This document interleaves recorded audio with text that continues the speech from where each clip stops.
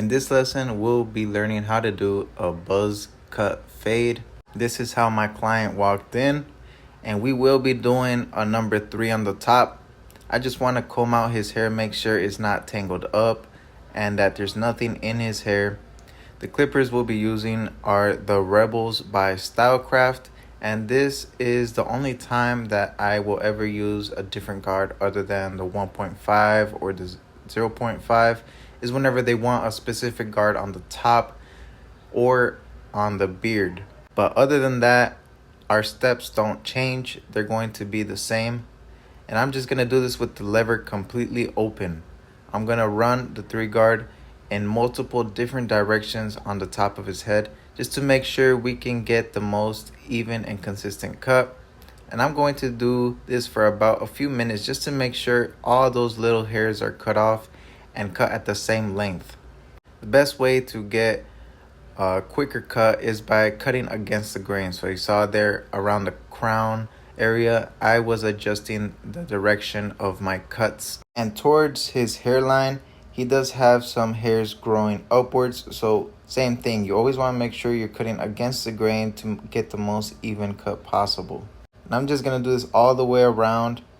If he was to have much longer hair at the bottom, we would do the same thing just to clear out the bulk, but we wouldn't really have to worry about that part being even since it's going to be blended anyways. The area we need to focus on the most is at the top and around the parietal ridge, just to make sure this is all cut to the number 3 guard. And if we were to use a number 4 or a number 5, any other number guard, it wouldn't really matter. You would just have to do a little bit more additional clipper over comb than what we would do with this length. And the clipper over comb wouldn't really be to blend in bulk. It's more like to create the shape on the sides, just so that it creates a round and uniform shape. That's what we're going to be going for, a round shape, since we are cutting very close to the scalp with this length. So I'm not really rushing this part. I want everything to be cut evenly. You got to make sure that you run the clipper at different angles all across the head. If you still hear the clipper cutting as you're running it through, then that means you're not done. We're going to keep doing this until we don't hear the clipper cutting hair anymore. We might not visually see it, but if the clipper is still cutting, we got to keep doing it until it's done with its job. So just run it all the way around. I like the Rebel to trim off the bulk on the top because regardless of the length, this clipper doesn't get stuck. It just runs straight through it. Once that length is cut, we'll be set to start our first guideline, which we will do with our trimmers. I'm going to be using the Instinct trimmers. These are my balding out trimmers. I don't really use these for lineups, just so we could save the sharpness on the blade of our lining trimmers. I'm going to start this bald line halfway into his head. I will dip it down just a very tiny little bit towards the back. Since we have more space to cover in the back, I always like to dip it just a little bit so we can stretch the blend towards the back area. But you see, it's not really a significant dip. It's very minimal. And I'm just going to connect this line all the way through, making sure that it's as straight as possible. And I'm going to bald out all the hair at the bottom, making sure I'm getting any hair in the way. That way our foil shaver will give us a nice consistent cut afterwards. And instead of going just all the way through from left to right, I'm going to do the left side first until I get to the back, and then put my guideline on the right side and connect these lines. So I'm going to start a creating point and the ending point and then connect these lines. This way we can get a more even and consistent guideline. And if we have to adjust it as we go, we can always do that. I just feel that if we were to go from left all the way to the right, there's a good chance one side is going to be higher than the other. So by starting on the side, we have full control of the height of the line. Same thing, I'm just going to bald all of this out, get rid of any hair in the way. Since we are debulking a lot of hair, if you guys don't have a separate trimmer for balding out, I recommend you do, because this takes out the sharpness of your blade quicker. Or if you have a 0 gapped clipper, we could do that with the lever all the way closed. Just sometimes I don't like using the clippers because I feel like it doesn't give such a low cut, and our foil shaver will struggle a little bit. But they also have clippers meant for this, balding clippers. Stylecraft makes one, it's called the Skin.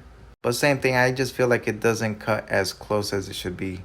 Make sure those lines are at the same height. I like to face my client towards me and just look at both sides, making sure that one side is not higher than the other. Obviously, we want the fade to be the same height all the way around and on both sides. And I don't like to rush this step at all because it's basically the foundation of our haircut. We will be creating all of our guidelines based off this single line, so I make sure to take my time with it. Another good way to double check your work is just to look in the mirror behind you. This will give you a good visual if the line is consistent and even. I'm just gonna adjust it little by little just to make sure I get a very symmetrical guideline. Once this step is complete, I will be using my foil shavers. I like to use the Babyliss FX3. I feel like they do a great job. Right here, I'm applying a good amount of pressure at the very bottom. I want this to be as smooth as possible. And same thing like how we did at the top, we're gonna try to do this in different angles. Sometimes towards the neck area, we might have some cowlicks or hair just grows in different directions. So same thing, run it in different multiple angles so we can get everything cut consistent and even. Towards the top of this line, I'm going to relieve some of that pressure and kind of just tap in a downwards motion. That way, when it comes time for our last step to blend out the bottom bald line, it won't be so difficult. If we were to bring this all the way to the top with the same amount of pressure, we might leave a harsh line in and then force us to use our trimmers to take out the bald line. So just be cautious of that. It's just so we won't have to work harder than what we should. And I always like to bald out as one of my first steps rather than leaving it at the end of the haircut. In my opinion, I just believe we can get the closest shave possible on a blend. And I'm gonna keep dusting my client just to make sure there's no hairs that are in the way and to make it uncomfortable, especially since we cut a lot of length off. The first guard we'll be using is the 1.5 guard by Wall. And I'm going to keep using my Rebels for this step. I'm going in with the lever completely closed. We don't want this blend to be too compressed, so I'm going to create a wide guideline of about like 2 inches. And I'm also not digging in too much as we get higher into the parietal ridge. I'm still going to have that flick out motion. I like to run over the line a few times just to make sure that everything is being cut the same length and no areas are darker than the other. And if you notice towards the back, even though we dipped down with our bar line, I'm still keeping the same height of this. After that first lever position is complete, I'll open the lever halfway and flick out about 1/4 inch. And you can already see that weight line at the top get softer and softer as we're going. I'll open that lever all the way and just flick out. This is going to blend into that 3 guard at the top. We will have to adjust this just a little bit later on with our clip over comb just to get all those hairs that are sticking out at the top so I can get a better transition to the number 3 guard. And once all 3 lever positions are complete, with closed, mid, and open, I will repeat them until I get a good flow from light to dark as consistent as possible. I'm really just trying to take out any noticeable dark areas as we're doing this. We will repeat this step all the way around. Once I'm done with the left side, I'll move over to the back and then lastly to the right. When I'm on a step, I like to finish the step all the way through. This is going to help us with our time so we don't end up picking the guard up again and redoing the step over and over again. So now that we're here, let's just get it over with. You see the guidelines in the back tend to be a little bit wider, but they're the same height. They look wider because of that dip that we did with the bald line. But that's what we're going for because there's more space to blend in the back, so we don't want this to end up looking compressed. Remember, we're aiming for a stretched blend. So just a quick recap, starting with the lever all the way closed, going up about 2 inches high. And then I'll open that lever halfway, flick out 1/4 inch. And we're already going to see the lines soften up a little bit. But just keep in mind on that flick out motion, we're not trying to dig in. Even though there's not much bulk at the top, we still want to keep as much as we can so we can be in more control with the shape later on with clipper over comb. Otherwise, the shape on the sides towards the top might be a little bit choppy if we were to just do this by scooping out. Clipper over comb is going to give us a better and cleaner result. And I'm just going to keep doing this until I can match the consistency all the way around. Just playing with the lever and adjusting it little by little to make sure we can get rid of dark noticeable areas. If we can get rid of dark areas as we're doing our steps. This is going to cut down on time with the detailing and help us with the next steps to get a better and quicker result. That way we can avoid putting the 1.5 guard later on, but if we have to, we will. It's really just to help us with time.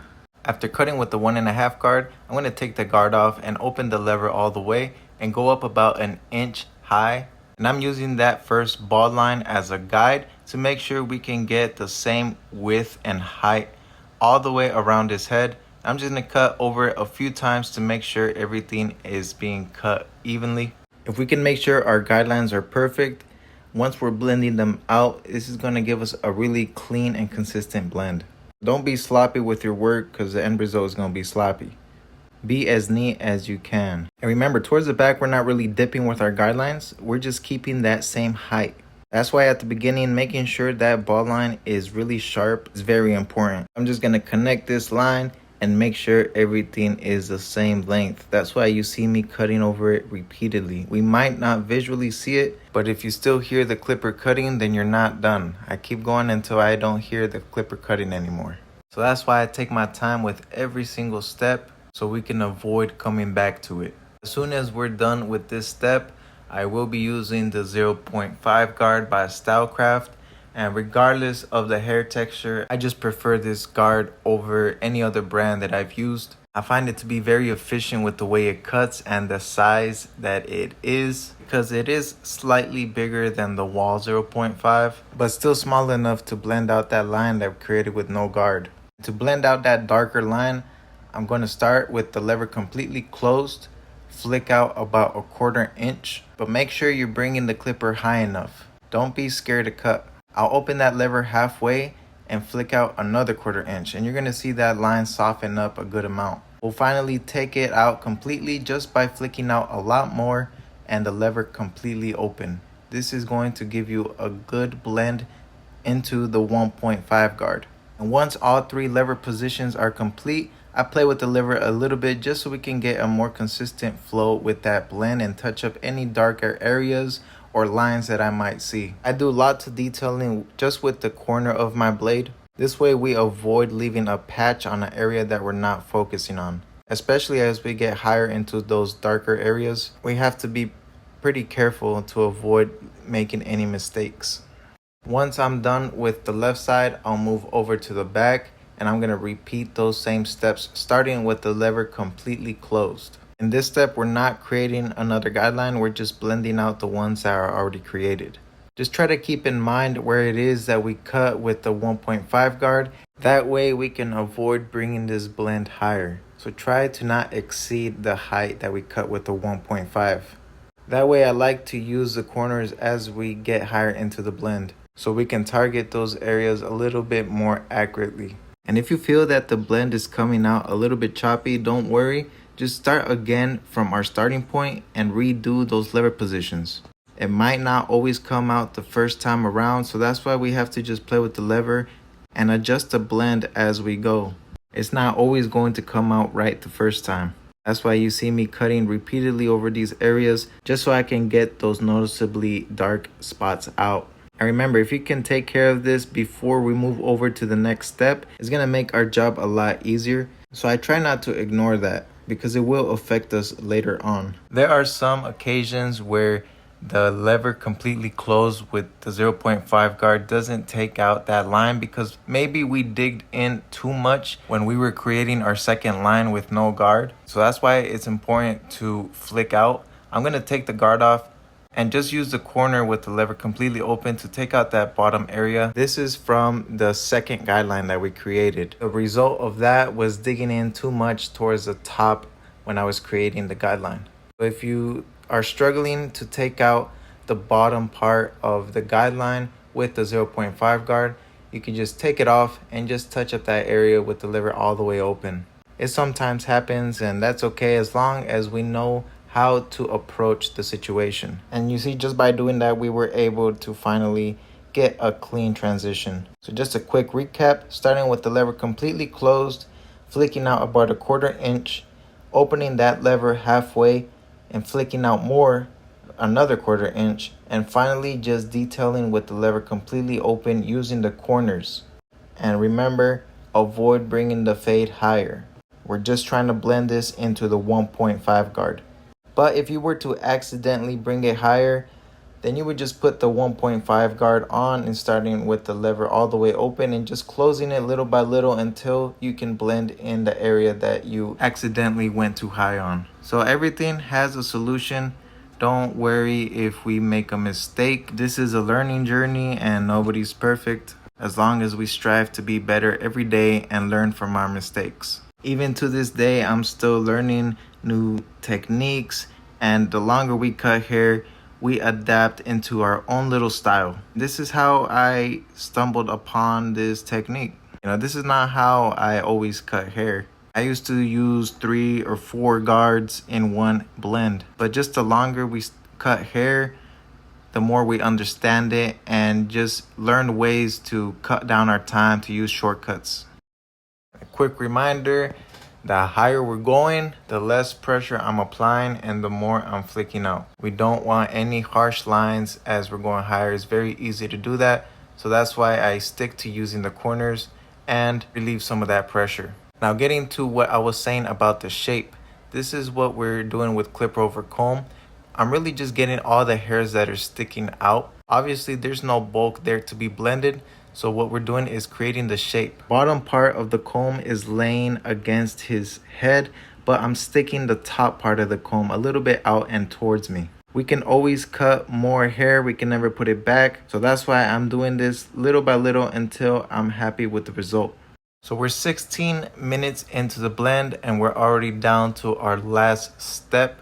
We're just gonna take that bottom line out and I'm going to switch my clipper to one that has a slower motor. I was using the Rebel by Stylecraft, which has a pretty quick motor. But I do want to be a little bit more careful with this step because we can easily bring the fade higher. And this also has a fade blade. The other one had a taper blade, so this is going to help us get a lot closer to the skin and get that line out as efficient as possible. I'm doing the same thing, starting with the lever completely closed. Because of the density of his hair, that line was pretty much already blended just by flicking out with the lever completely closed. But I'm still going to repeat all 3 lever positions.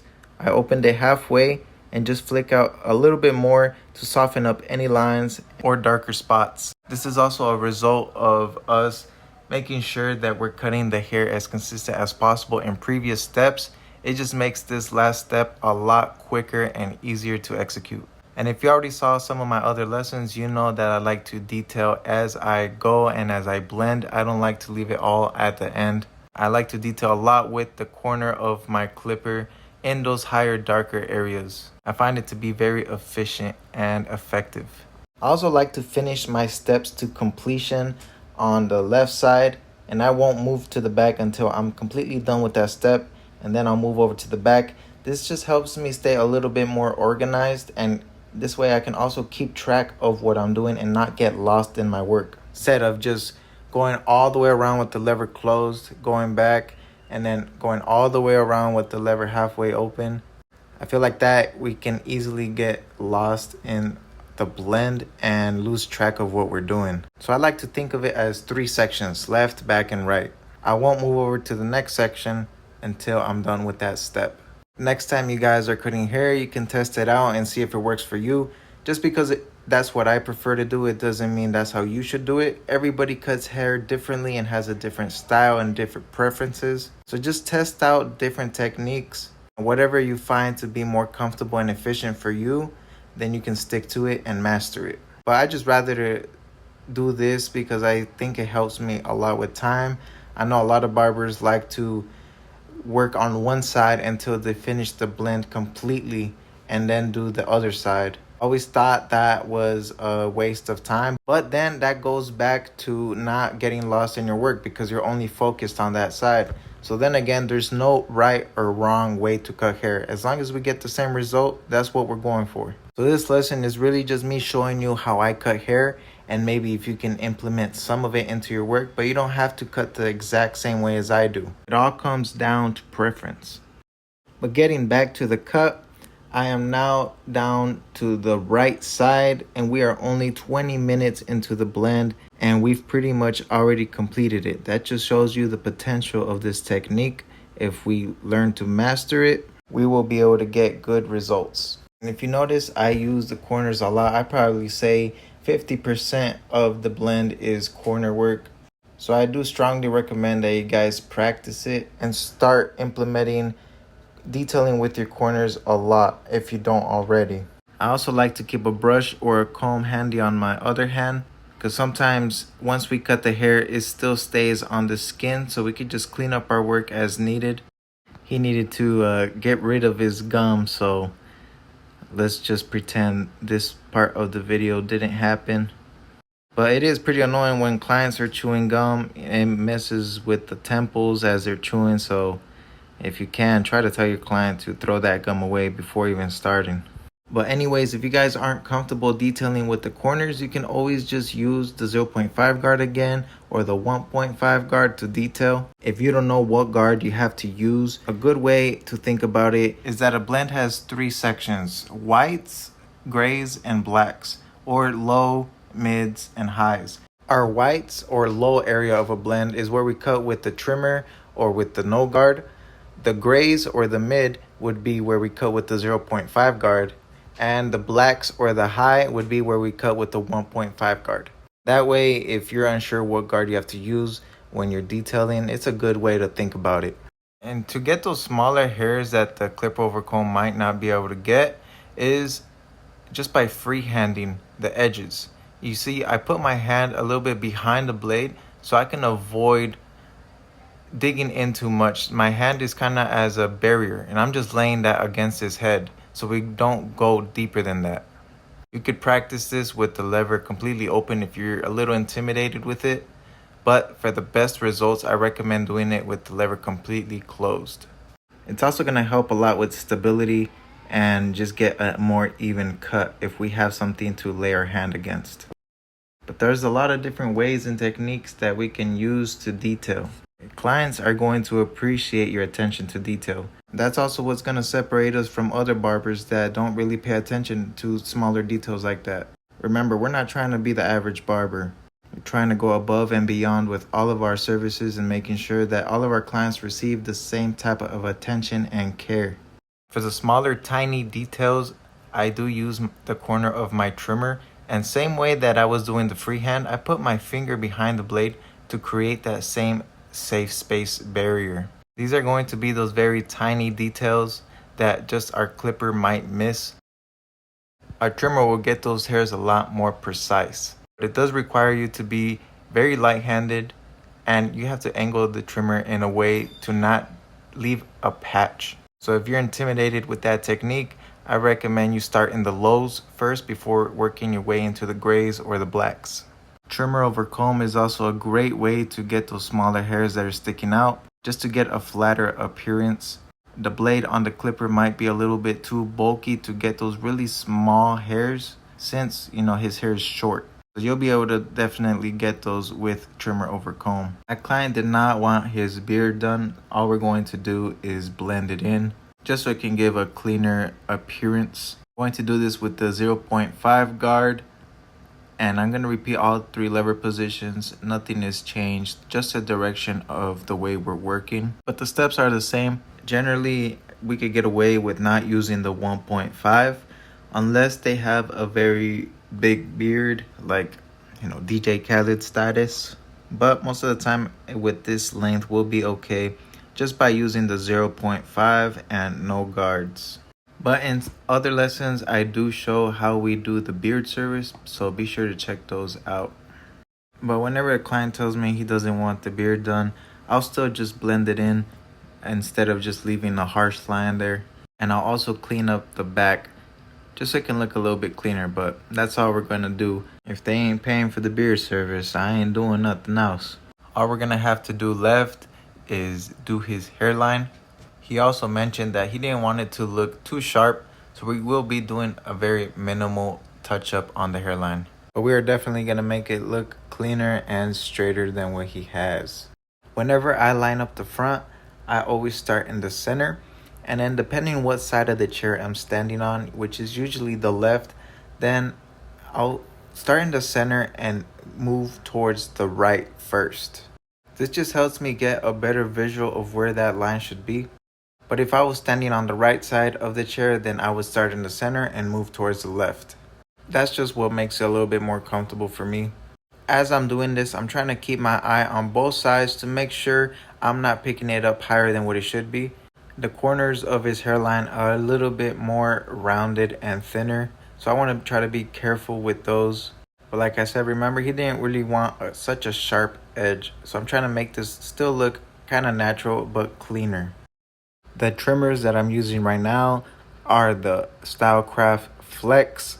This has to be one of my #1 trimmers right now. Regardless of the hair texture, I believe they're just some sharp hitters. And that's with the stock blade as well. But keep in mind, we're trying to create a straight line on a round canvas. Everyone's head shape is different. You can generally get the same idea as we get closer to the edges. Their forehead is going to curve in, or sometimes people have dents on their forehead as well. We have to keep the shape of the forehead in mind when we're doing this and kind of curve into it. So you're just gonna have to adjust the line based on their head shape. And always adjust their head at eye level.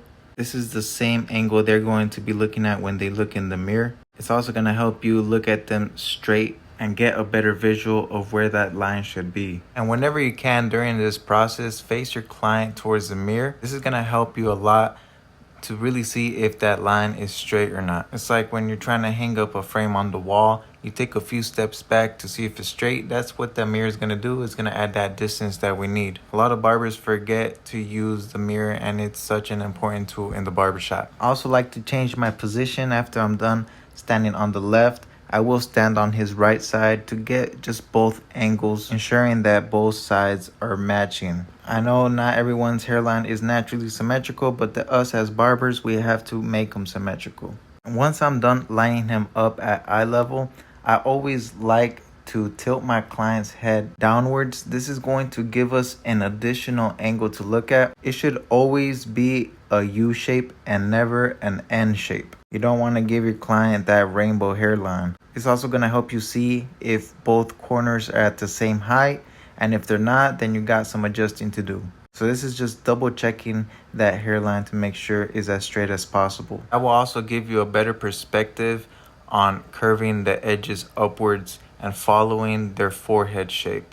And for the same reason that my client said he didn't want a sharp line, we will not be using the razor on it. Otherwise, I would have definitely used the razor. But we are 28 minutes into the haircut and we are pretty much complete. All I'm doing left is small detail work since I have a little bit extra time before my next client. And I did forget to blend in this sideburn, so that's what I'm doing now. Using the same technique with the 0.5 guard, doing all 3 lever positions, and finally taking the guard off and just blending out that bald line. But small details really make a difference even if you think they don't. Try taking a picture of the haircut before detailing and then take another picture after detailing. You can compare the two and you'll see significant differences between them. But the longer we cut hair, our barber eye is going to develop more and more, and we'll be able to see those details easier. But just keep at it and stay consistent, and I promise you every day we're going to become better barbers. But now we are pretty much getting to the end of this haircut. There's not much left to do. Just want to thank you guys again for grabbing this course. I'm confident that some of the information in this entire course is going to help you advance in your career, whether it's actual hair cutting or the fundamentals of running a business. Some piece of information will be useful. And you paid for the course. These videos are yours now. So whenever you got some downtime at the shop, or instead of just scrolling on Instagram, watch the course, study the course, and implement something that you learned into your everyday work. Sometimes you hear people say knowledge is power, and I don't really believe that. I believe applied knowledge is power, because if you have all this information, but if you don't do anything with it, then what's the point of getting this information? So if you learn something new, be sure to apply it. And that goes with anything, not just this course. But that's it for this lesson. I really hope you were able to learn something. I'm just gonna clean any excess and loose hairs off my client and off the cape, just so when we take that cape off, we don't get any hair on his clothes. And here is the final look. The cut took us 30 minutes from start to finish, only using 2 guards, and I know you guys can do that too. Just try to stay consistent, and sooner or later, we will be able to grow all together in the barber industry. If you guys got any questions or you need help with something, feel free to reach out to me. But otherwise, keep grinding and stay blessed. Let's get on with the next lesson.